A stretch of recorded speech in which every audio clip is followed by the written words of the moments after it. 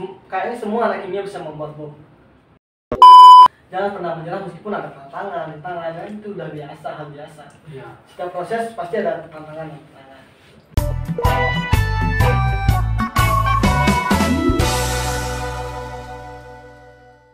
Kembali lagi di Kabar Undiksa, mengabari tanpa basa-basi.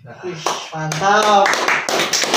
Sekarang Kabar Undiksa sudah ada jargonnya ya. Wah, tentu. Ini Kabar Undiksa podcast perdana nih. Podcast perdana. Nah, jadi Gary ini kelinci percobaan.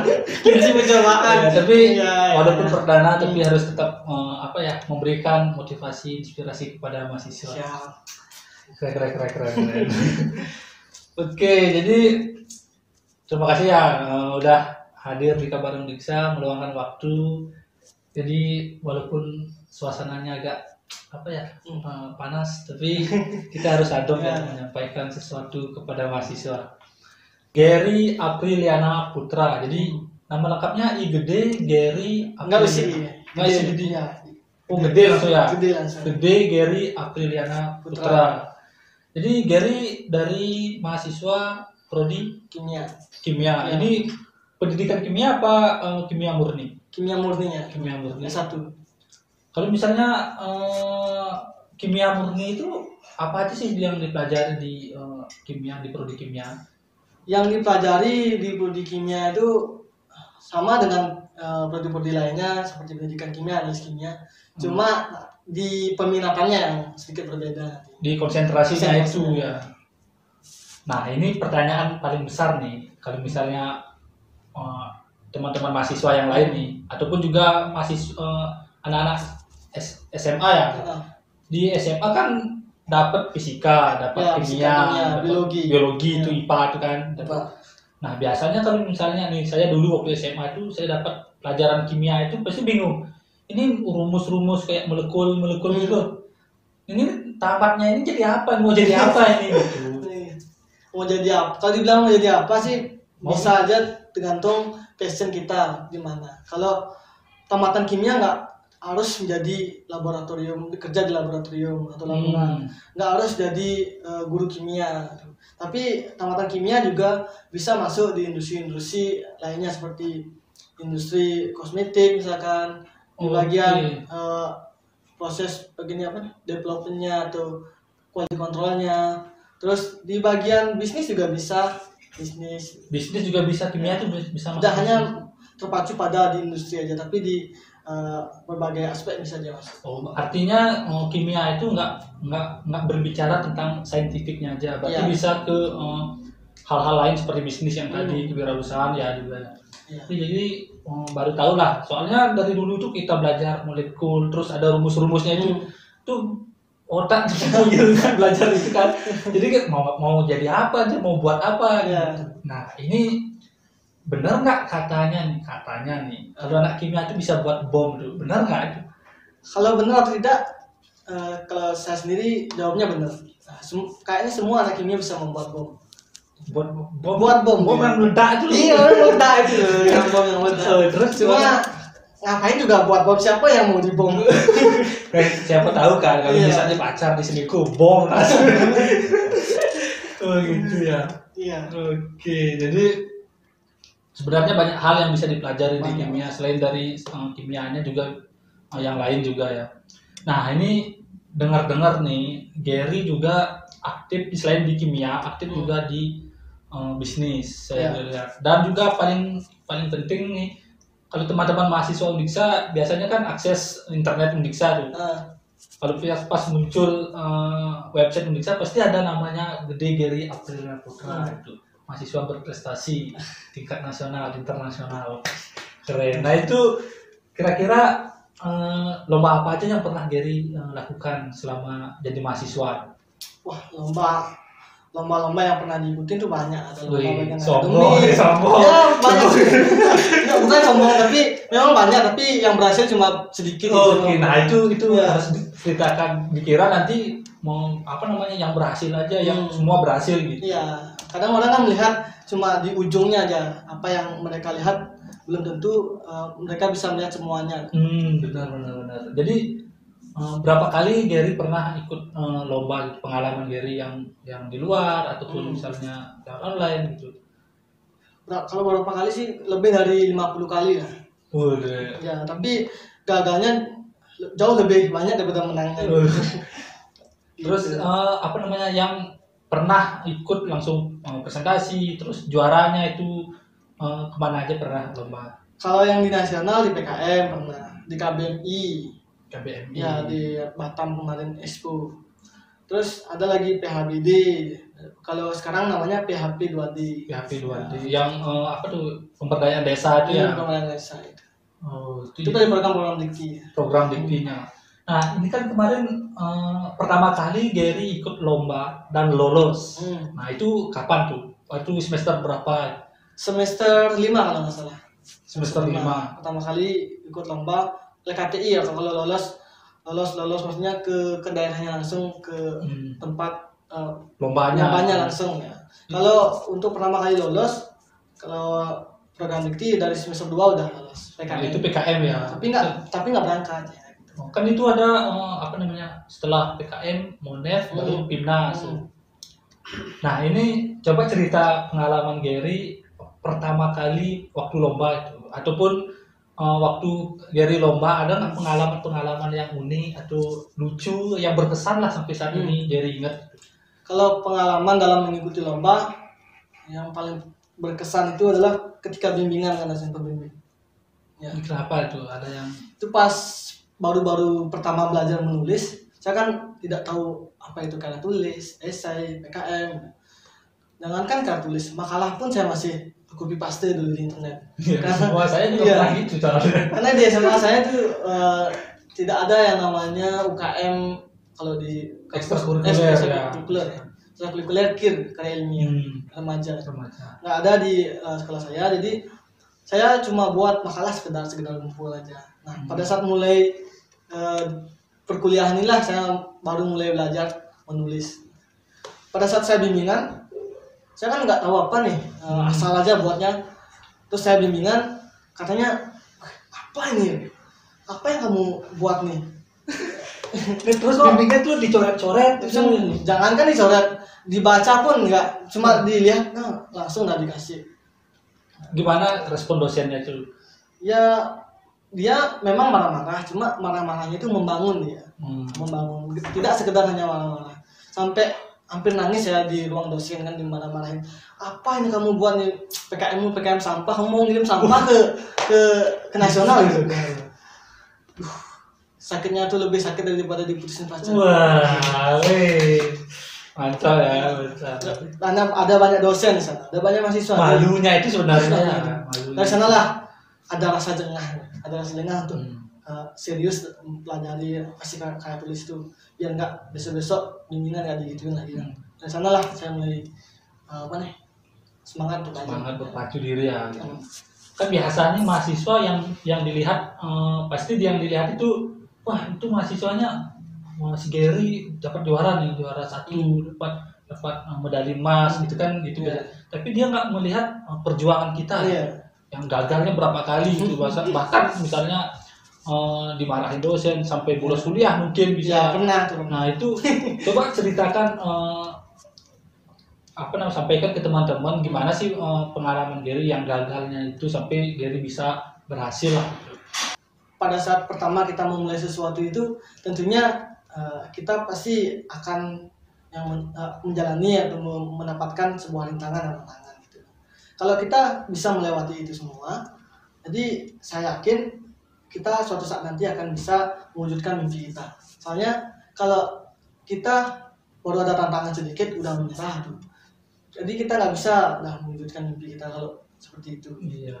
Jadi makanya itu teman-teman mahasiswa, kalau misalnya kalian mau lomba, ikut event dan ingin berhasil, kalau misalnya udah ada tantangan sedikit jangan menyerah kan gitu kan. Betul. Biasanya gitu udah wah ini bimbingan gitu misalnya. Terus dikasih revisi sedikit aja udah males kerjain gitu kan. Gimana mau berhasil kalau udah kayak gitu kan. Tapi ini ada hal yang menarik dari ceritanya Gary. Kalau misalnya kita sebagai mahasiswa berprestasi kan tidak terlepas dari yang namanya dosen pembimbing tentu ya.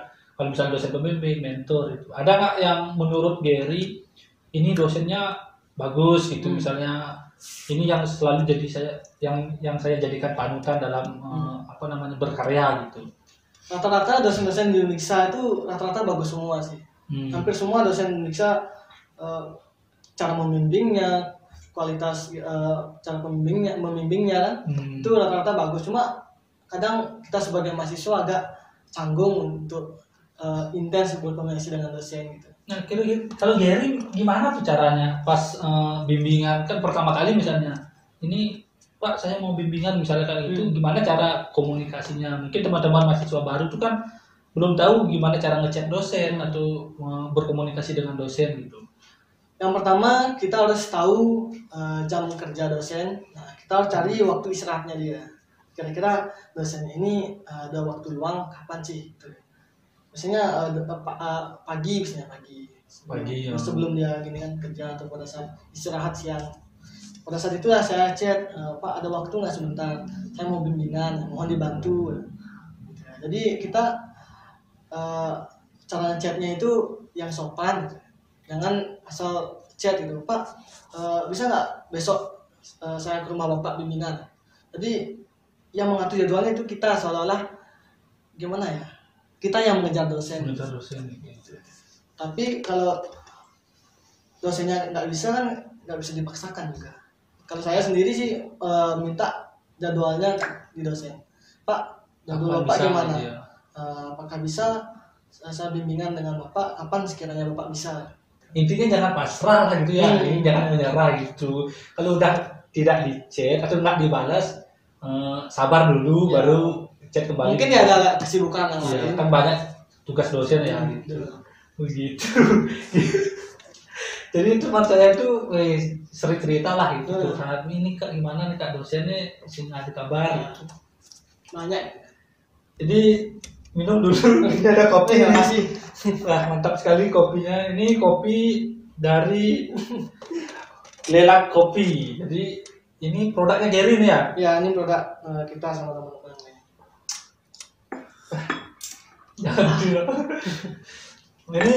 Ini ceritakan ini kan ini ada produk kopi nih guys. Kita Kabar Uniksa disponsori oleh Lelang Kopi. Lelang Kopi. Ini sebenarnya produk apa nih? Ini kok bisa Lelang Kopi terus ini produk kopi. Saya tahu ini produk kopi. Maksudnya ini kopi apa kan banyak yang di pasaran itu banyak ada kopi kan? Iya. Ini apa bedanya itu? Tapi pas saya minum rasanya ya agak gini sih. Agak beda sih dengan yang lain. Ya. Jadi bedanya itu karena ini proses pembuatannya yang menggunakan teknologi fermentasi dia. Jadi tidak hanya kopi dipetik terus disangrai, tapi dia ini difermentasi kopinya. Fermentasi itu kayak gimana tuh? Bisa jelaskan nggak? Kayak gimana tuh? Fermentasinya itu jadi kita membuat kopi luwak tanpa luwak. Namanya kan ini kopi luwak tanpa luwak. Tanpa luwak. Ya. Jadi binatang luwak itu binatang. Ya, binatang. Lubak tuh ya, lubak. Kopi luwak tanpa luwak itu. Nah, gimana tuh ngecek tuh gitu. Jadi kita membuat kopi luwak tanpa menggunakan hewan luwak. Terus pakai apa? Buaya. Enggak, tapi kita menggunakan teknologi fermentasi. Ya, jadi apa yang ada di dalam perut luwak itu kita isolasi enzimnya dan bakterinya, dan kita tiru proses yang terjadi dalam perut luwak itu kita tiru di luar perut luwak. Jadi kita tiru proses yang terjadi, kita fermentasi kopinya di sana sehingga menghasilkanlah kopi luwak tanpa luwak atau bahasa ilmiahnya kopi luwak in vitro. Ya, kopi luwak mungkin gini ya, intinya mungkin kita meniru apa yang terjadi di dalam proses dalam perut gini dalam perut luwak itu ya. Jadi itu kita Gary tiru sama persis nanti menghasilkan ini gitu, kopi luwak tanpa luwak. Nah, ini keunggulannya apa? Kalau misalnya ini gimana keunggulannya? Kalau keunggulannya ini dari segi produksinya dia unggul. Kenapa? Karena dalam memproduksi Lelang Kopi ini tidak menggunakan hewan luwak. Artinya kapasitas produksinya itu bisa ditingkatkan lebih banyak lagi. Nah, kalau menggunakan hewan luwak biasanya produksinya 300 kg per bulan. Tapi kalau menggunakan fermentasi bisa sampai 1 ton 3 ton gitu, Oh. per bulannya gitu. Berarti apa namanya kapasitas produksinya lebih Kapasitas, banyak. itu yang pertama. Hmm. Terus yang kedua, cost produksinya juga menurun, rendah cost produksinya dibandingkan dengan menggunakan hewan luak. Kalau menggunakan hewan luak kan kita perlu budidaya hewan luak, pemeliharaan hewan luak, terus perlu pakannya juga, perlu buat kandangnya juga. Itu kan memerlukan biaya juga. Dan itu juga akan mengganggu habitat hewan luak di alam. Jadi ekosistem di alam itu akan terganggu dia. Nah, kalau seperti itu kan takutnya hewan luak di alam itu punah atau nggak ada lagi jalan gitu. Kalau terus ditangkar-tangkar gitu. Jadi susah juga sebenarnya kalau pakai luak tuh ya. Belum lagi luaknya mati misalnya. Iya. Hanya dengan adanya teknologi ini, lelah kopi ini itu sangat sejalan dengan konsep 3D tekanan. Wih, keren tuh. Wih, 3D tekarannya visi-misi Udiksa. Ya, masuk visi-misi Udiksa. Mantap. Nah, selain lelah kopi, ini juga ada Balinese wine. Ya, ini produk Balinese wine ini sama juga kayak gini apa namanya? Ini program apa sih kok bisa menghasilkan bisnis seperti ini gitu loh? Oh ya, kalau ini program KBMI, ada KIBM juga pernah.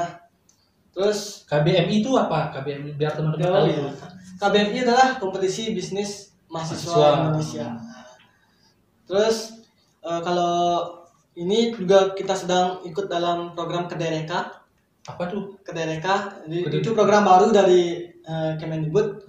Jadi Kemendikbud itu mempertemukan antara si peneliti dengan investor dan industri. Peneliti industri dikatakan jadi investor.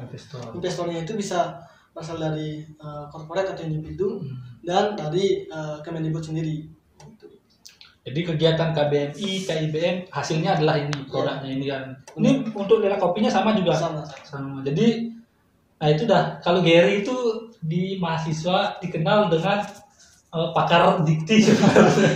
Jadi semua program dikti itu lolos itu loh. Yang kemarin KIBM kalau nggak salah ya. KIBM itu berapa juta tuh? 20 ya? Ya kurang lebih 20 juta. Terus KBMI juga kurang lebih 20 juta.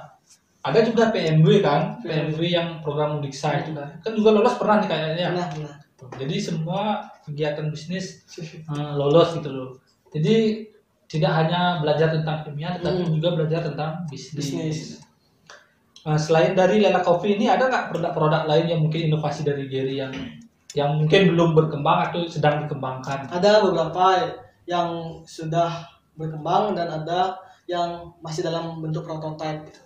Ada beberapa, salah satunya Ganesha Pure Master gitu. Ganesha Pure Master. Itu apa? Itu udah lolos kemarin CBBT. CBBT. Ya, CBBT. Kalau sekarang disebutnya pra startup. Gimana cara Gary itu dapat ide seperti ini gitu loh. Kan kadang mahasiswa itu susah nyari ide. Bukan bagaimana mengimplementasikan, tapi nyari idenya itu susah. Pertama itu susah tuh. Ada nggak tips untuk Gary? Kalau saya sendiri kalau mencari ide itu kan saya lihat dulu yang pertama masalah apa yang ada di masyarakat atau yang sedang dibutuhkan oleh masyarakat. Yang pertama saya identifikasi masalahnya kan. Ide itu bisa didapatkan dari kita mengidentifikasi masalah atau melihat peluang yang ada di lapangan. Yang pertama, yang kedua saya biasanya melihat di judul proposal yang sudah lolos Timnas, satu sudah lolos KBMI.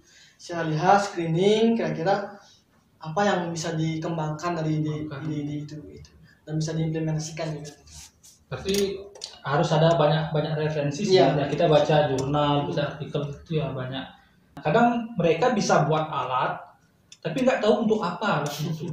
Masalahnya itu yang ingin dipecahkan itu apa itu. Kadang itu yang mahasiswa itu susah untuk apa namanya untuk mengembangkan lagi inovasinya dia. Jadi dia cuma buat-buat aja tapi tidak menyelesaikan permasalahan yang urgent.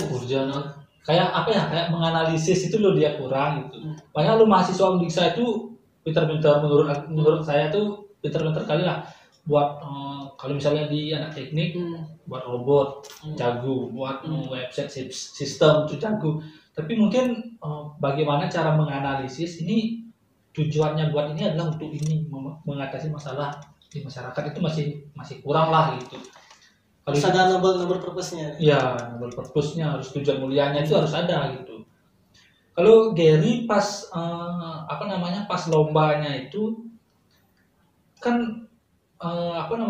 mempersiapkannya itu banyak ya. Kan pengalaman saya kan gitu, mempersiapkan dari proposal gitu, presentasi. Dalam menentukan anggota itu kayak gimana? Kan biasanya susah tuh. Ada yang anggotanya gitu kan. Iya, banyak. Gimana cara menyusun strategi kayak Menyusun strategi untuk merekrut anggota atau ngajak anggota. Kalau saya sendiri, saya melihat siapa sih yang benar-benar serius dan passion atau berminat untuk belajar. Saya mencari yang benar-benar serius dalam belajar atau mengikuti. Ya. Soalnya percuma juga kalau dia itu pintar, dia itu cerdas, tapi kalau dia nggak mau kerjasama, kan percuma juga. Percuma. Ya. Jadi harus sosial ya, harus saling membutuhkan sebenarnya gitu. Misalnya bisa buat sistem tapi nggak bisa tentang keuangan. Harus ada kolaborasi. Harus kolaborasi ya tentunya ya. Paling susah nih Gary pas lomba kolaborasinya susah sama jurusan apa? Atau misalnya pengennya kolaborasi dengan jurusan apa itu? Kalau di bisnis yang pasti sama anak ekonomi. Anak ekonomi pasti itu udah ya, sama keuangan ya. Kalau misalnya ada nggak di prodi yang itu saya ingin ngajak kolaborasi anak apa misalnya anak Saboga misalnya gitu. Ada nggak pernah kepikiran yang belum yang belum terrealisasikan sampai sekarang? Kalau yang belum terrealisasikan itu kolaborasi dengan mahasiswa hukum. Kalau di bidang bisnis ya. Soalnya topik-topik penelitian saya sama topik-topik bisnis saya itu kebanyakan ilmiah dan digital gitu. Jadi saya memerlukan tenaga-tenaga atau mahasiswa-mahasiswa yang memang sesuai atau relevan dengan ide dari proposal kita gitu. Jadi kalau misalnya hukum ya kemarin itu susah juga sebenarnya kalau kita ngambil basicnya hukum berbisnis, tapi kan juga ada tentang legalitas kan, masuk dia ke sana legalitas. Ya sebenarnya semua prodi bisa gitu ya, tapi cuman untuk mendalami itu tetap ya kolaborasi itu penting sekali sebenarnya. Nah dalam lomba itu kan tentu dukungan kampus atau lembaga berperan lah, pasti itu kan. Kalau tidak ada mereka mana bisa berangkat dari gratis naik pesawat. Jadi Undiksa, Pak R3, Pak Eko, terima kasih ya gitu kan. Karena sudah support kan, sudah banyak sekali supportnya. Nah kemarin kalau misalnya kita lomba nih, saya cerita lah dikit. Kalau misalnya lomba kan tujuan pertama itu adalah naik pesawatnya pasti. Jadi saya lihat mungkin kalau misalnya orang-orang lomba, orang yang tergolong menengah ke bawah yang belum pernah naik pesawat sama sekali, pasti tujuan lombanya adalah naik pesawat. Itu pasti tuh titik gitu kan. Nggak mungkin enggak lah gitu. Itu naik pesawat dulu jalan-jalan. Lombanya itu mungkin nomor sekian. Yang penting naik pesawat sama jalan-jalan. Tapi pengalaman saya itu setelah naik pesawat jalan-jalan kan lomba gitu kan, tetap kalau lomba itu menjadi prioritas untuk memberikan hal yang terbaik untuk Undiksa lah, untuk lembaga gitu. Nah pengalaman Gary itu kalau pas pertama kali naik pesawat tuh kapan gitu? Pertama kali naik pesawat itu kalau nggak salah semester 5 ya. Semester 5 itu waktu lomba juga ya? Waktu lomba di Lombok LKTI waktu itu. Nah gimana tuh kesan pertama naik pesawat? Hampir jatuh jantungnya tuh ke bawah. Iya, pada saat pesawat naik itu kan agak pusing-pusing gimana gitu kan. Berapa kali deg-degan gitu. Kadang pas naik itu kan kayak kan bergetar loh, ngejar kan, naik itu kayak apa tuh track itu? Nah pas itu kayak gitu ya. Gitu kan. Nah pengalaman kayak di pesawat tuh kayak nggak ada bergerak lah kalau misalnya cuaca bagus, tapi khawatir juga kalau naik pesawat kalau misalnya jatuh. Makanya kan di sana disediain doa-doa. Ada kan gini kan, kalau misalnya pas saya kan dari Nusa Penida. Kalau naik speedboat itu kan sama lah seperti pesawat juga kan. Pernah saya Nusa Penida kan.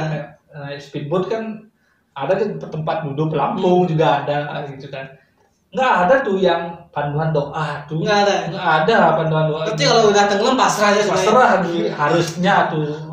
Ini saran untuk speedboatnya sudah tirulah sedikit pesawat tuh ada panduan doa agama Hindu apa doa gitu kan.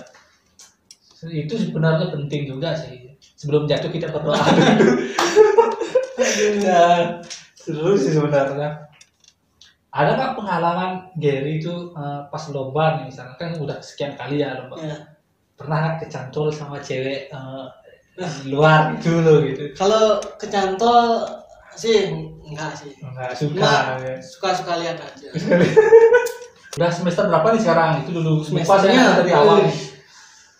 Semesternya udah semester akhir sekarang. Terakhir, udah nyusun. Udah selesai, udah tinggal wisuda. Oh, berarti tinggal nunggu wisuda ya. Wah, bagus sekali. Jadi udah semua beres lah, tinggal wisuda aja ya. Wisuda.